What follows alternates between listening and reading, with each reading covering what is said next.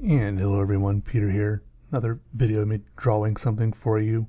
Um, you know, I'm almost tempted to start out with some comments about how it's, the end of the year, and you know, maybe I should, I'm tempted to say something like, I hope you all had a good year, and I hope you all have a good one coming up, and all that stuff. But I won't, because like there's a pretty good chance that some of you will be watching this like in a year, like a year after I post this. So it's kind of pointless, like probably only like a few of you will watch this in time for that to even make sense. But whenever you're watching this, I hope you're doing good.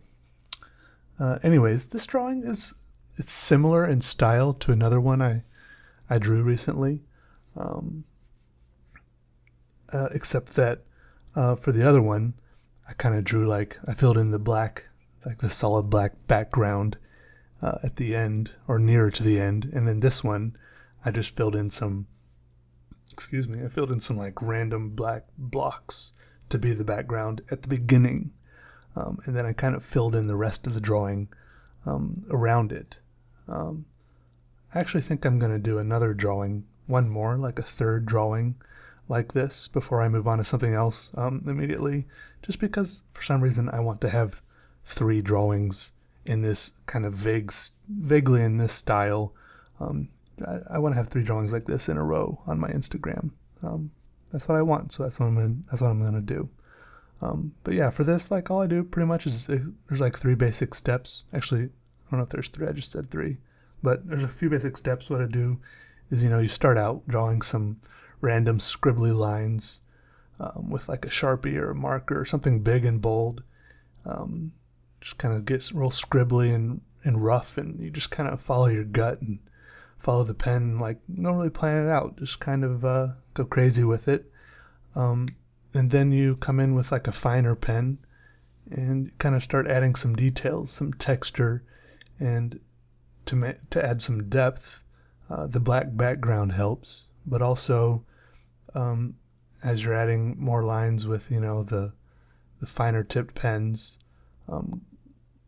make some of it, add more detail to certain sections that maybe could be underneath or in the background, and it'll, and if they look darker, it'll look like they're either underneath or in the background.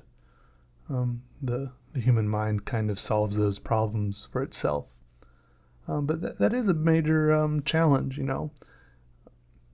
making drawings look like they have more depth, and it's something that I think comes with a lot of practice.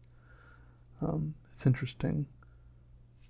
It's an interesting problem, I guess, because lots of times, I just drew lots of drawings for a lot of my life that looked very flat, and it's fun to make them look like they have a little bit more depth. And also these are a little bit different because I'm sure there is something to be said, and something I do like about doing drawings that are very careful, and where each line is I draw each line very slowly and meticulously, and I like those drawings, like my mandalas and Zentangles and stuff like that. But I also like the other end of the spectrum, where my lines are much more spontaneous, and I don't know. It's just I don't really know how to explain it except to say that it's fun in a different way. To do drawings like this, where it's more scribbly. Scribbly is a good word for it, but it still looks cool in the end, I think, and I have a lot of fun. Drawing it, and have a lot of fun looking at it afterwards. But yeah, that's about it. Um, mhm. Anyways, thanks for watching, and yeah, have a good year, even if you're watching this in the middle of the year. All right, see ya. Bye.